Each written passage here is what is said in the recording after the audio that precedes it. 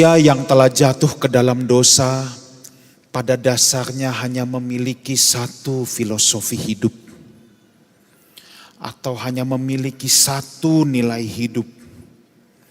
Filosofi hidup ini bernama survive. Survive. Maksudnya survive adalah bagaimana aku bertahan sepanjang-panjangnya, selama-lamanya, dan senyaman-nyamannya di bumi ini. Itu yang dimaksudkan dengan survive. Kalau kita mau jujur Bapak Ibu, bukan hanya manusia. Sejatinya hewan pun memiliki naluri hidup yang satu ini. Hewan itu tidak memiliki tujuan kehidupan. Yang dia tahu hanya survive. Bagaimana dia bisa bertahan hidup sepanjang-panjangnya, selama-lamanya, senyaman-nyamannya dengan mempertahankan teritorinya. Makanya kalau Bapak Ibu suka nonton Animal Planet, Discovery Channel, Bapak Ibu bisa melihat ada rusa di padang rumput, ada kuda zebra lagi minum di sungai, tiba-tiba buaya datang, tiba-tiba singa mengejar-ngejar. Itulah naluri survive. Manusia yang sudah jatuh ke dalam dosa juga memiliki naluri yang sama. Hidupnya hanya survive. Bahkan ada yang tega untuk memangsa sesamanya demi survive-nya itu. Tetapi sejatinya Bapak Ibu Saudara sekalian, manusia diciptakan Tuhan bukan untuk sekedar survive. Isi hidup manusia itu bukan ditentukan oleh betapa panjangnya dan lamanya dan nyamannya dia hidup. Sebab isi hidup manusia yang telah ditebus oleh Tuhan Yesus, seharusnya isinya bukan hanya survive, tetapi dia harus bisa berkata, makananku melakukan pekerjaan dia yang mengutus aku. Melakukan kehendak Bapa dan menyelesaikan pekerjaan dia yang mengutus aku. Inilah yang diperagakan yang mulia Tuhan Yesus. Tuhan Yesus hidup hanya 33,5 tahun. Tidak lama saudara. Tetapi kehendak Bapa sudah penuh di dalamnya. Dan sudah cukup. Jadi hidup ini bukan soal panjang dan lamanya dan survive-nya. Maka pada kesempatan malam hari ini, saya ingin mengajak kita semua berpikir baik-baik, merenungkan kembali untuk apa kita hidup. Apa motif kita di balik pengiringan kita sama Tuhan Yesus? Itu yang paling penting. Jangan sampai kita mengiring Tuhan Yesus juga sebenarnya untuk memelihara naluri survive yang ada dalam diri manusia yang sudah jatuh ke dalam dosa.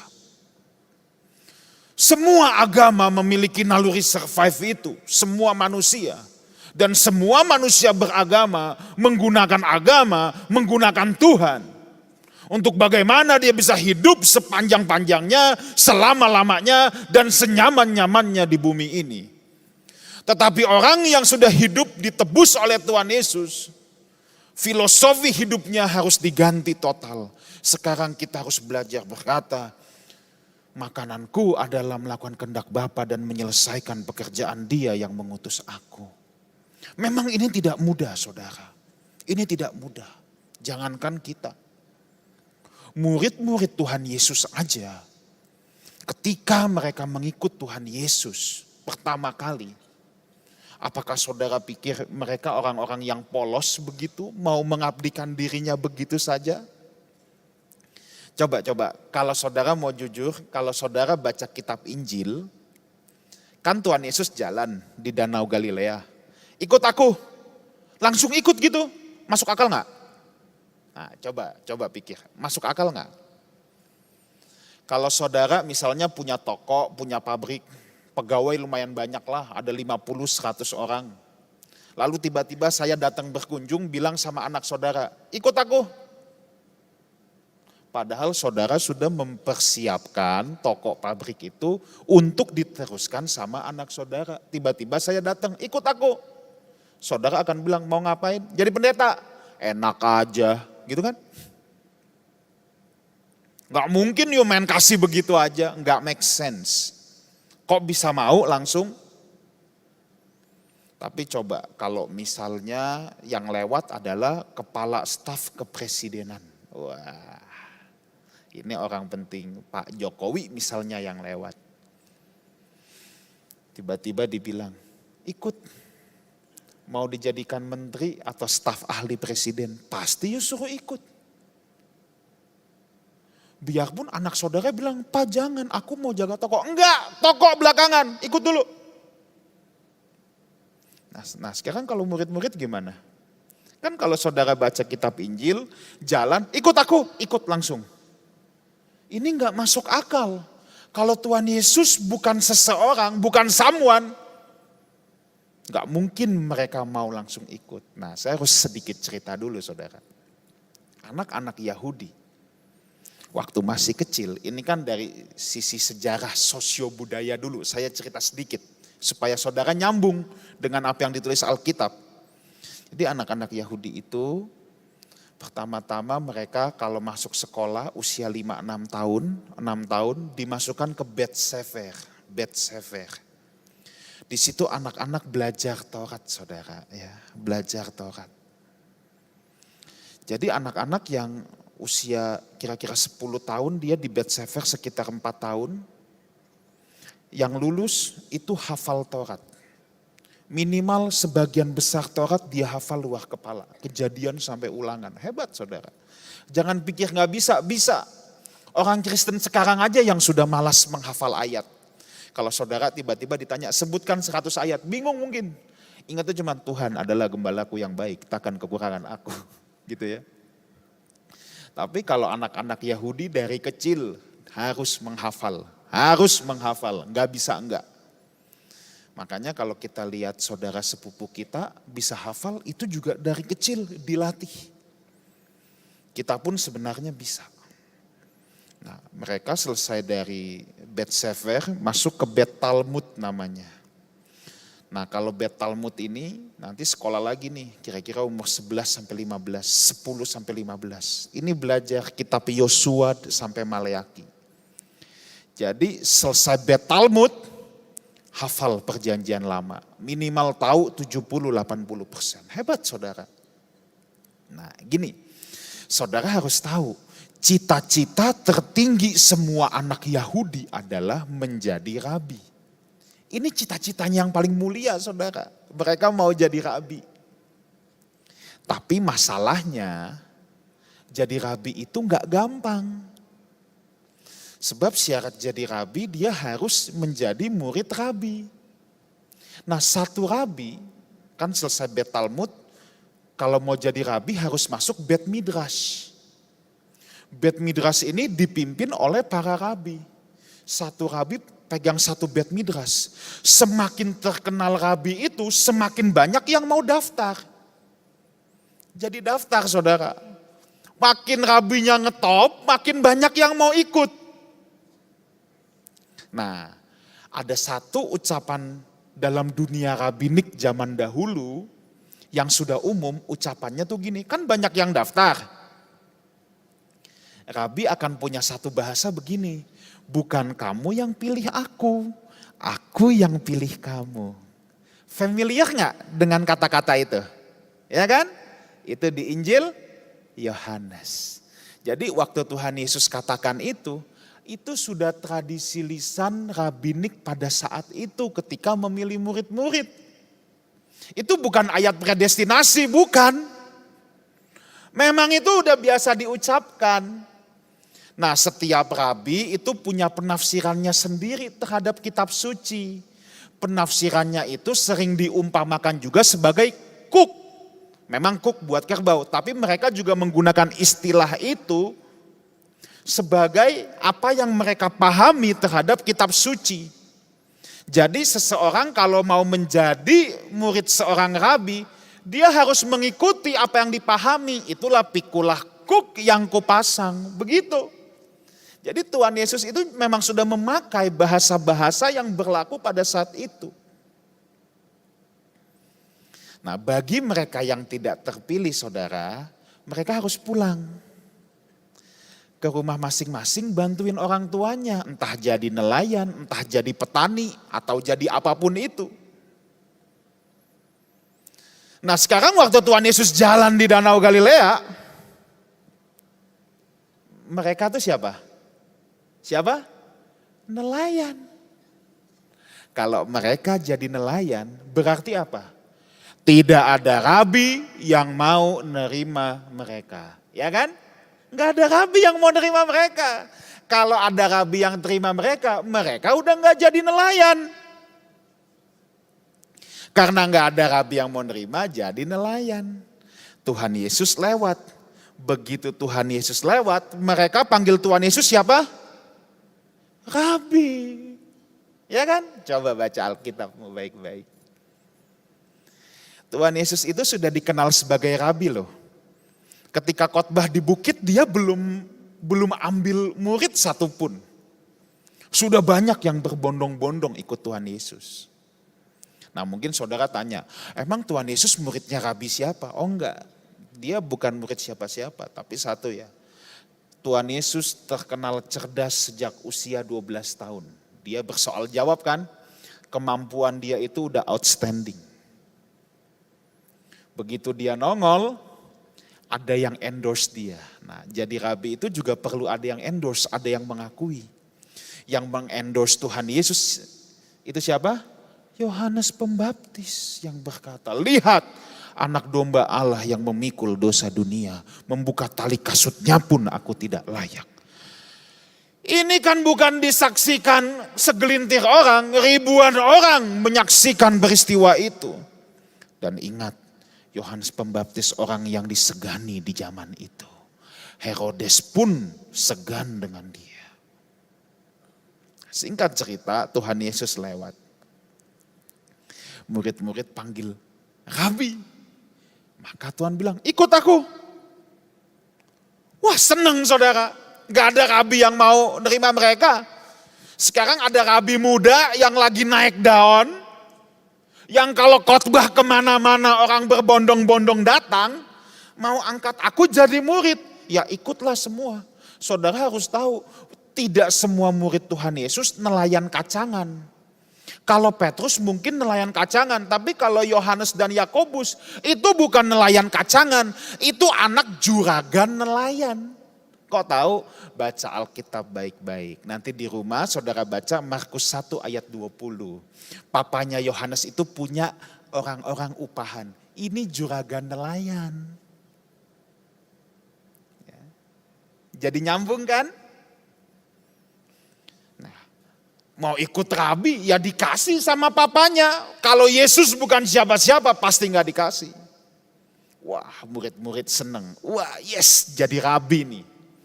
Di tengah-tengah perjalanan menjadi rabi, gak taunya mulai kasak-kusuk. Jangan-jangan Mesias. Ini lebih jackpot lagi. Jadi rabi aja udah seneng, apalagi Mesias. Mesias konsep orang Yahudi pada saat itu tentunya. Yang bisa membebaskan mereka dari penjajahan Romawi. Ini Mesias politik saudara. Wah gempar semua. Makanya ibunya Yohanes dan Yakobus, mamanya kucuk-kucuk datang ke Tuhan Yesus. Ini penyakit ibu-ibu dari dulu. Ibunya Yakobus langsung bilang sama Tuhan Yesus, Guru kanan kiri ya titip jabatan. Persis mama-mama kalau anterin anaknya ke sekolah hari pertama, biasa ditemuin wali kelasnya. Bu, perhatiin anak saya ya bu. Seakan-akan dia mau bilang, yang lain mah gak usah, yang penting anak saya bu. Nah ini penyakit mama-mama dari dulu.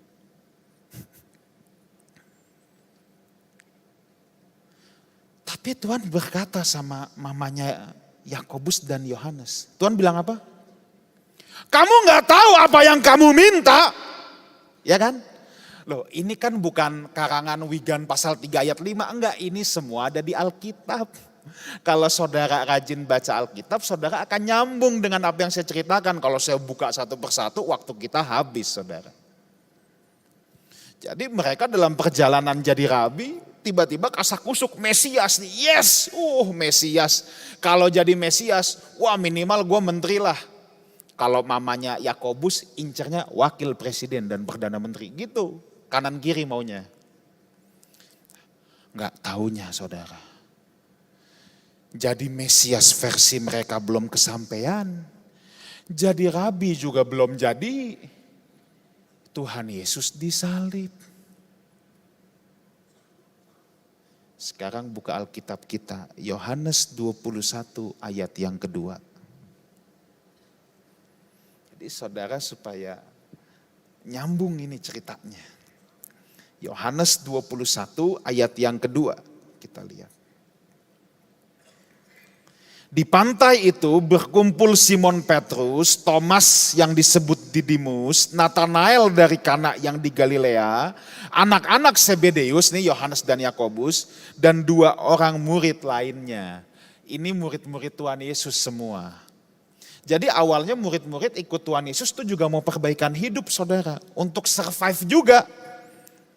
Lihat 21 ayat 3, kata Simon kepada mereka, aku pergi tangkap ikan. Loh, dulu udah diganti jadi penjala manusia.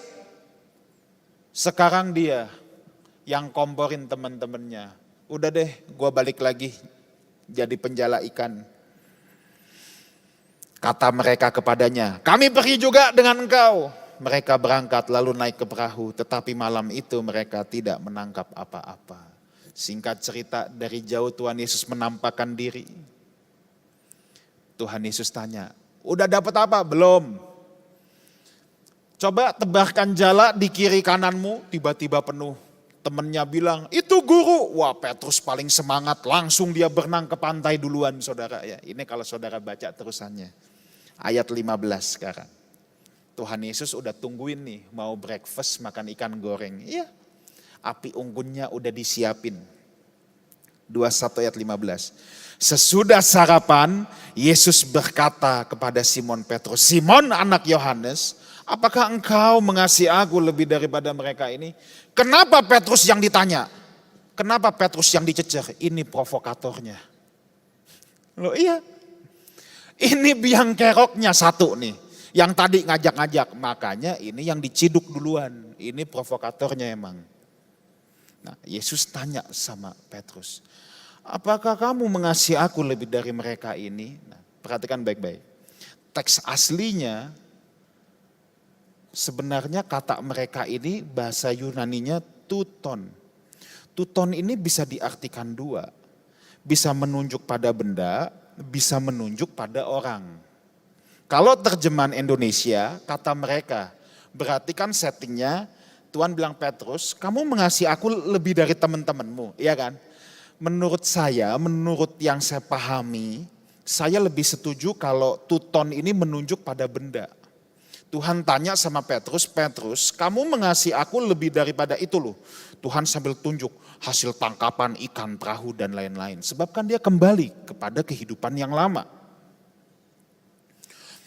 Kalau Tuhan bilang, Pet, kamu mengasihi aku lebih dari teman-temanmu. Petrus bilang, iya dong, digebukin dia sama teman-temannya. Enak aja lu. Jadi murid-murid awalnya tuh juga belum benar-benar benar saudara. Nah coba Kisah Rasul 1 ayat 6. Kita balik selanjutnya setelah Yohanes Kisah Para Rasul. Saya harus tunjukkan dulu untuk saudara bahwa menjadi rohani itu memang tidak gampang. Tapi kita harus maksa diri. Kita tidak punya pilihan lain. Kisah Rasul 1 ayat yang ke-6. Maka bertanyalah mereka yang berkumpul di situ, Tuhan, maukah engkau pada masa ini memulihkan kerajaan bagi Israel? Tuh. Masih duniawi otaknya. Yang dipikirin itu masih kemakmuran jasmani.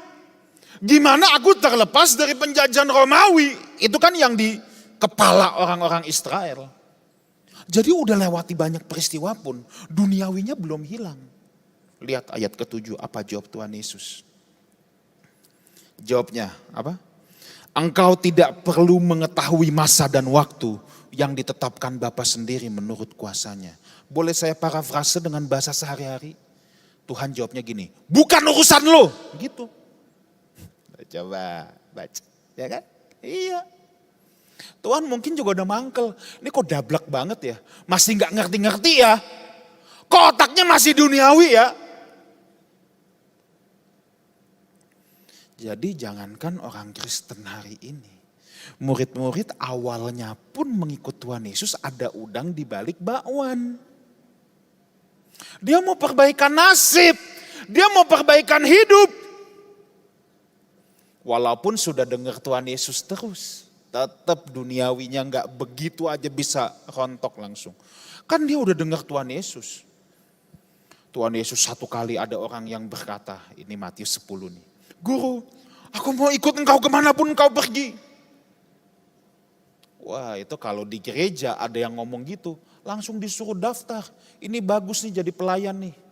Disuruh ngapain aja mau, dari susun bangku, kolektan, bagi perjamuan, semua dia mau kerjain. Bagus nih. Kalau Tuhan Yesus beda. Waktu guru, aku mau ikut engkau kemanapun engkau pergi. Apa jawab Tuhan Yesus? Serigala punya liang, burung punya sangkar, anak manusia tidak punya tempat untuk meletakkan kepala. Artinya apa? Kamu mau ikut aku. Aku tidak bawa kamu ke istana. Aku tidak bawa kamu ke rumah pesta. Aku bawa kamu ke dalam perjuangan. Di lain kesempatan, orang berbondong-bondong mau ikut Tuhan Yesus.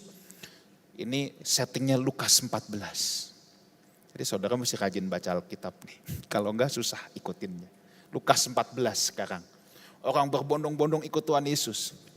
Tuhan Yesus menoleh dan berkata, kamu mau ikut aku? Hitung dulu anggarannya. Memang ada yang mau mendirikan menara tidak hitung anggarannya. Jangan sampai kamu bisa memulai, kamu tidak bisa mengakhirinya. Coba, itu saudara mau artikan apa? Orang bilang, kok mau ikut Tuhan Yesus? Malah Tuhan bilang, hitung dulu anggarannya. Tuh. Tuhan bilang, kamu mau ikut aku benar? Mahal.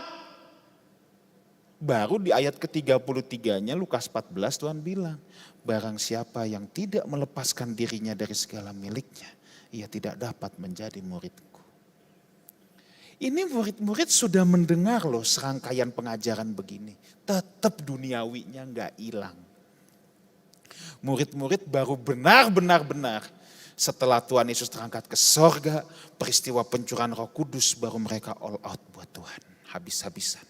Tidak ada duniawinya lagi. Hidupnya cuma satu, melayani Tuhan. Memberitakan kebenarannya, sudah. Nothing else. Murid-murid aja bergumul terus menerus.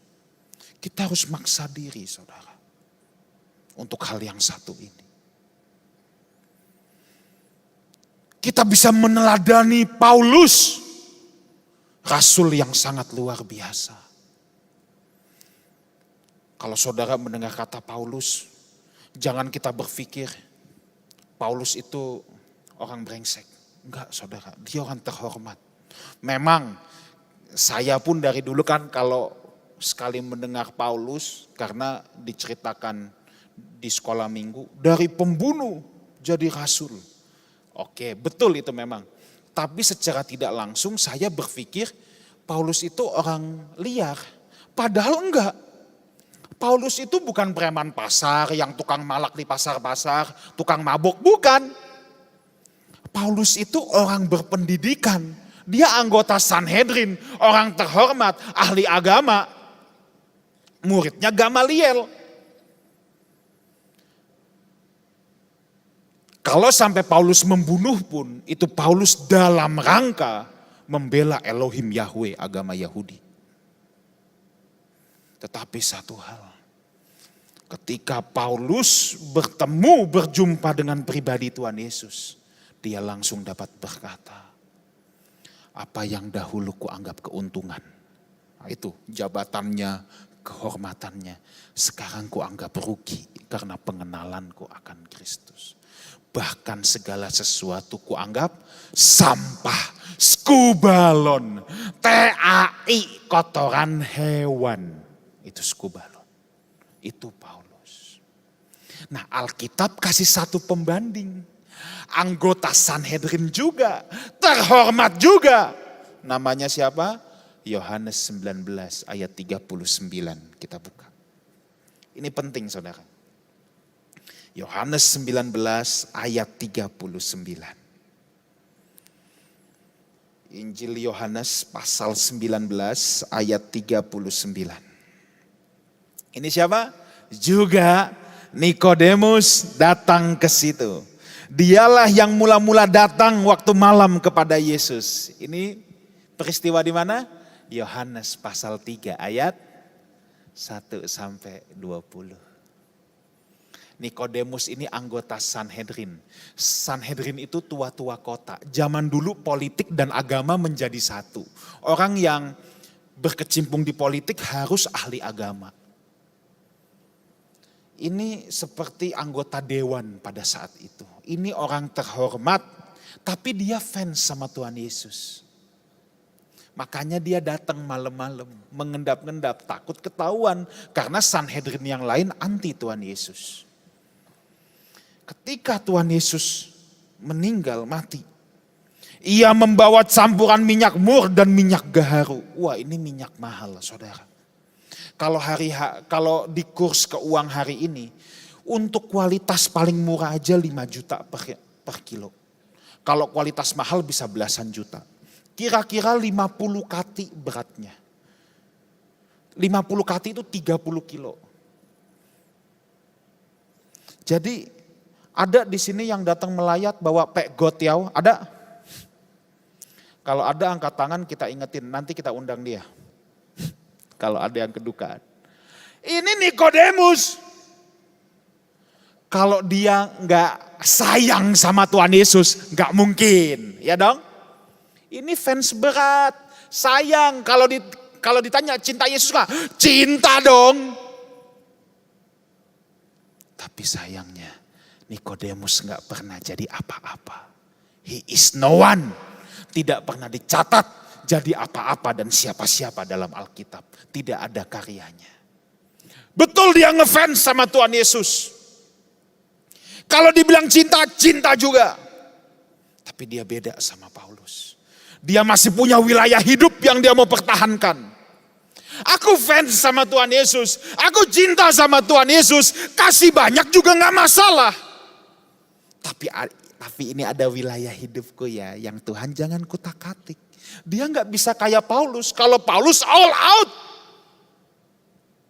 Kalau dia ada sesuatu yang dipertahankan. Saya khawatir banyak orang Kristen kayak begini. Kebaktian jago. Cinta Yesus, cinta banget. Nyumbang banyak, nggak masalah. Gereja nggak butuh sumbangan. Dan jangan sekali-sekali bilang nyumbang gereja. Emang apaan? Kalau nyumbang itu yang sisa. Kita bukan berikan yang sisa untuk Tuhan. Kita harus sisihkan untuk Tuhan. Bukan yang sisahan. Saya khawatir banyak orang Kristen model Nikodemus. Tapi harusnya kayak Paulus. Jangan ada milik yang dipertahankan. Itu harga pengiringan kita sama Tuhan Yesus. Semua tokoh iman di PL dan di PB menunjukkan satu hal yang sama. Harga pengiringan terhadap Tuhan Yesus adalah segenap hidup, segenap jiwa.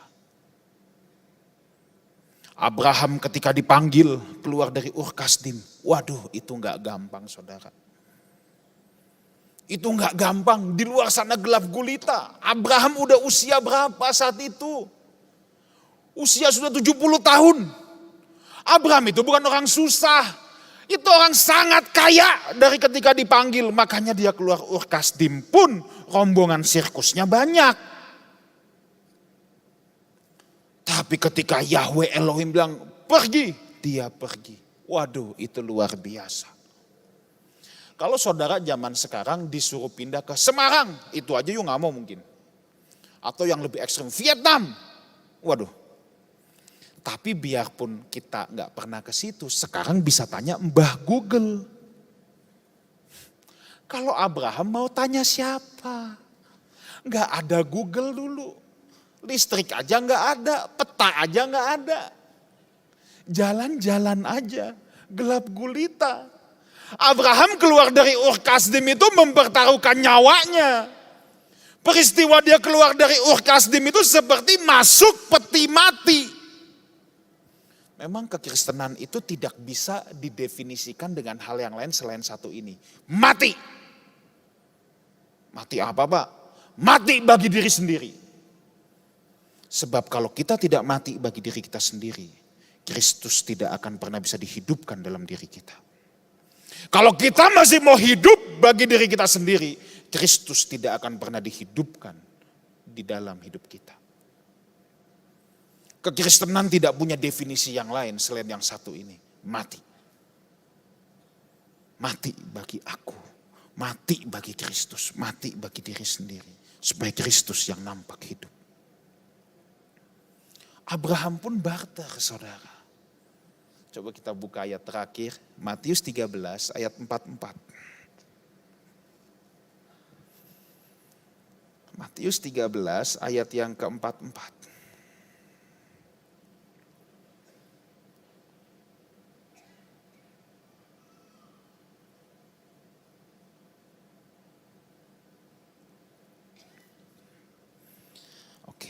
Hal kerajaan sorga itu seumpama harta yang terpendam di ladang. Yang ditemukan orang lalu dipendamkannya lagi.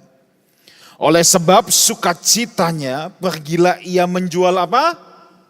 Apa? Seluruh atau sebagian? Seluruh. Ada barter di sana. Gak bisa sebagian. Seluruh miliknya lalu membeli ladang itu. Demikian pula hal kerajaan sorga itu seumpama seorang pedagang yang mencari mutiara yang indah. Setelah ditemukannya mutiara yang sangat berharga, ia pun pergi menjual apa? Seluruh, kata seluruh keluar lagi, seluruh miliknya itu. Saudara, mungkin banyak saudara yang gak kenal saya. Ini siapa sih ini? Saya 11 tahun tinggal di Sydney, Australia. Saat ini saya masih tercatat sebagai senior pastor di Citygate Fellowship Church Australia, Sydney. Saya masih bolak-balik ke sana 1 tahun 5-6 kali. Saya memulai perintisan gereja tersebut di tahun 2005 awal. Dari jemaat hanya belasan. Jadi saya ke Australia. Saya dapat beasiswa dulu saudara untuk melanjutkan master teologi saya. Saya bukan berasal dari keluarga yang mampu. Saya tidak dibekali oleh orang tua saya barang $1 pun, tidak sama sekali. Ketika menikah dengan istri saya pun di tahun 2010 semua sendiri. Singkat cerita saya menjalani hari-hari hidup. Menggembalakan jemaat, bekerja, kuliah S2. Wah, hidup saya begitu hektik dan berat. Singkat cerita saudara, saya sudah mendapatkan apa yang manusia pada umumnya ingin dapatkan. Mau rumah ada, mobil yang baik ada, investasi ada. Saya juga bekerja profesional. Saya tidak punya background lain selain sekolah Alkitab. Tapi saya pernah bekerja di bidang keuangan. Ya memang agak lucu dan agak aneh saudara ya. Tapi itu saya belajar otodidak juga. Itu bukan pakai minyak urapan terus saya minum, bukan. Enggak mungkin bisa tiba-tiba ngerti finance, enggak. Itu semua belajar. Ya, belajar. Singkat cerita, saya juga bekerja sebagai profesional, terlibat di dunia real estate juga. Saya sudah mendapatkan apa yang orang ingin dapatkan. Sampai di bulan Mei tahun 2012. Jam 4 pagi ketika saya berdoa, bulan Mei 2012. ada satu suara. Itu bukan audible, tapi bicara kuat dalam roh saya dan saya tahu itu suara Tuhan.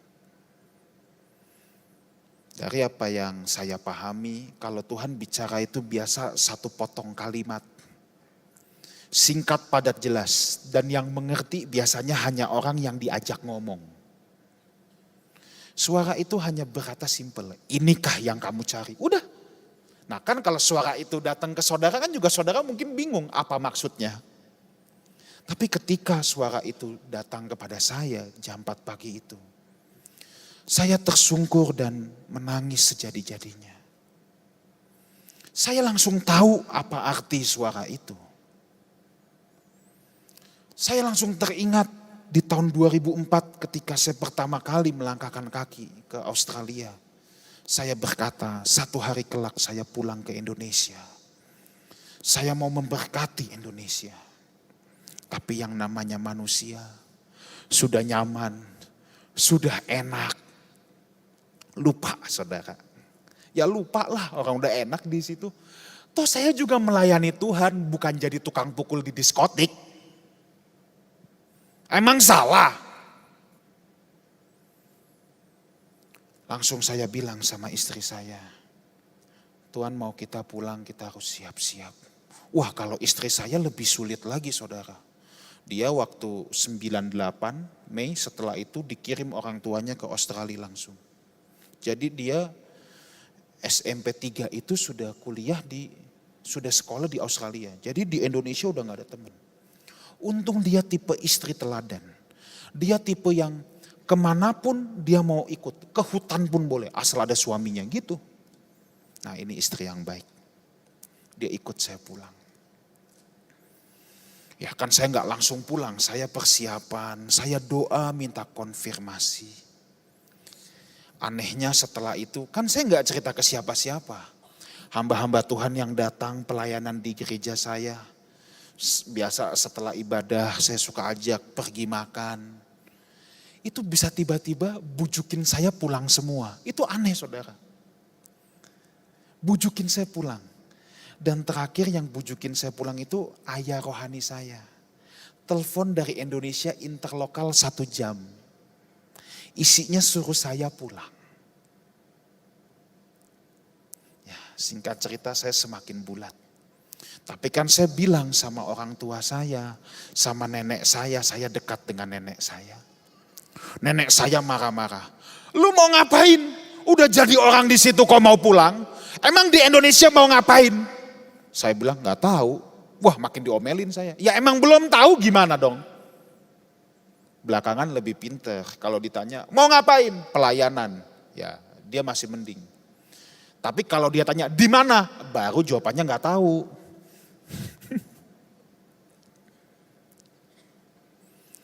Di tahun 2013, saya nggak bisa sebut nama gereja. Saya tidak boleh sebut nama gereja. Tapi ada satu gereja besar di Indonesia mengirim utusan. Karena saya dekat dengan anak mantunya. Mengirim utusan, dengar saya mau pulang. Mantunya deketin saya, bilang, bro, sepantaran dengan saya, bro mau pulang. Yuk bantu gereja aja. Nanti income you di Australia kita kurskan langsung ke rupiah. Wah, saya mendengar itu saudara. Itu kan seperti oase di tengah padang gurun. Loh iya dong. Mau pulang, gak tahu mau ngapain. Saya hitung lumayan nih. Dapat gaji 100 juta lebih. Tenanglah jiwaku, kan gitu. Toh ini kerja di gereja, bukan jadi tukang pukul diskotik. Naluri manusia saya langsung berkata, ini jalan Tuhan. Dia buka jalan saat tiada jalan.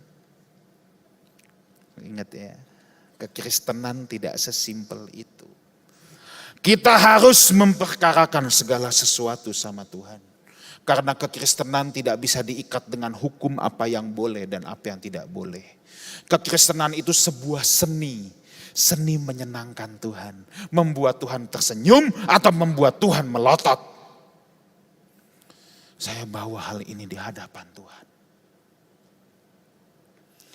Lalu ada suara lagi kuat, jangan ambil. Kaget saya. Wah, itu berat saudara, saya melewati itu berat. Saya tolak. Akhirnya saya pulang, betul-betul gak tahu mau ngapain. Hari Minggu saya datang ke gereja penggembalaan ayah rohani saya. Dia ketemu saya di lift, dia tahu saya mau pulang. Ketemu saya di lift, langsung bilang, Wigan, kamu jangan nganggur loh kalau hari Minggu. Iya Pak, dalam hati saya bukan mau nganggur, siapa yang mengundang, itu masalahnya.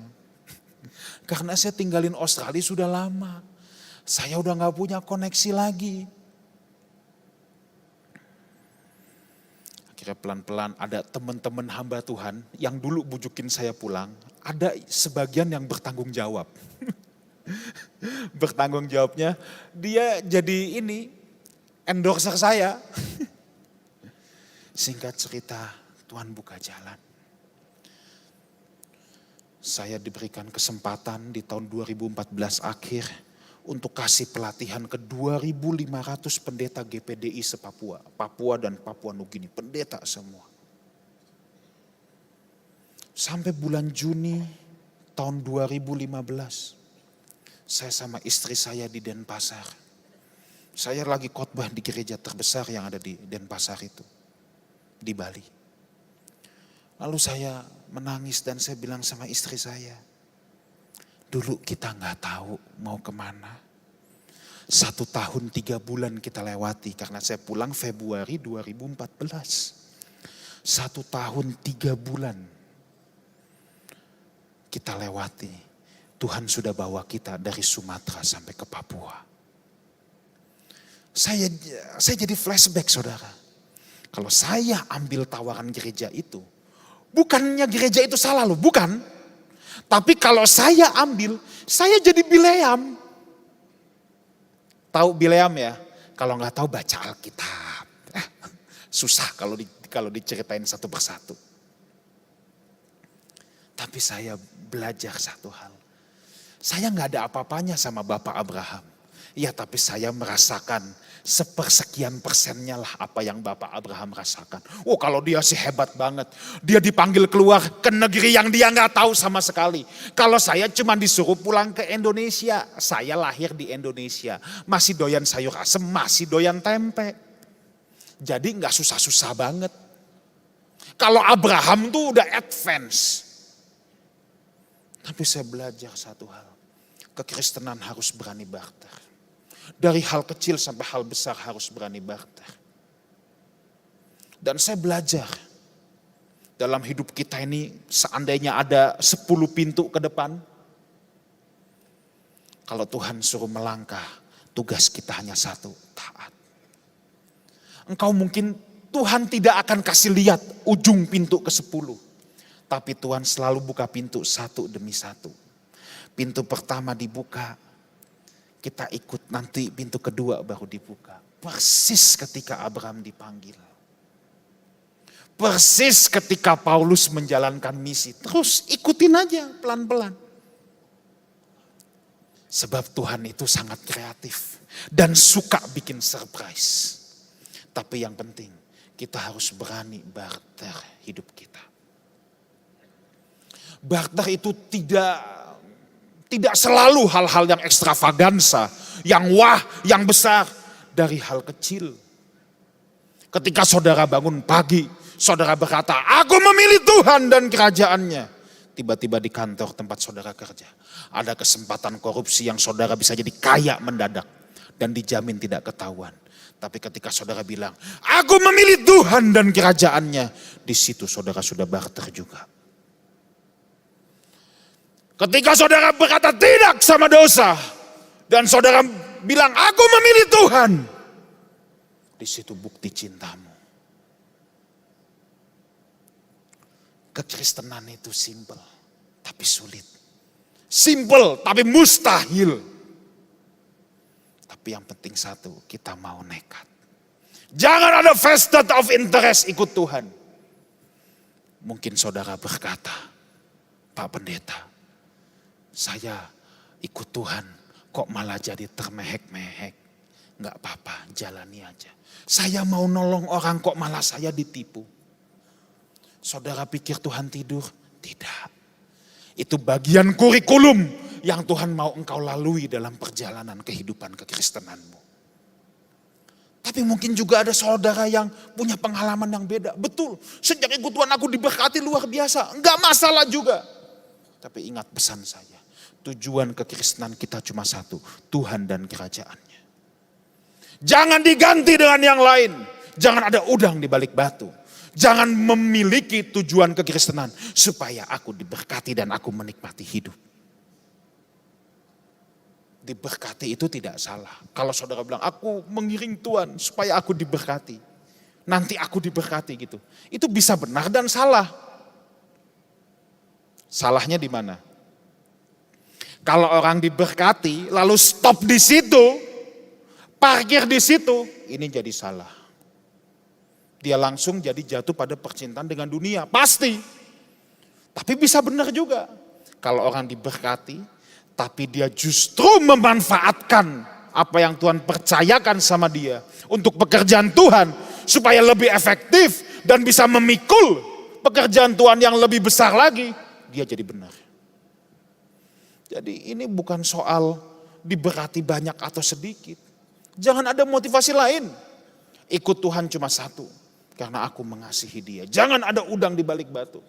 Aku ikut Tuhan sebab aku memilih Tuhan dan kerajaannya. Jangan ada hal yang lain lagi. Jangan ada hal yang lain lagi. Maka di situ saudara bisa murni.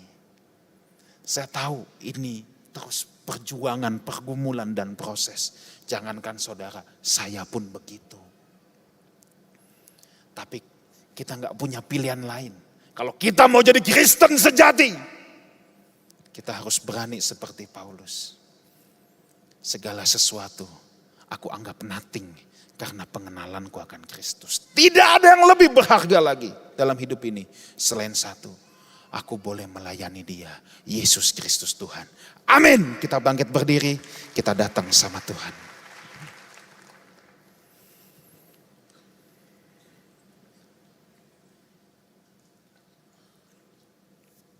Terima kasih Tuhan.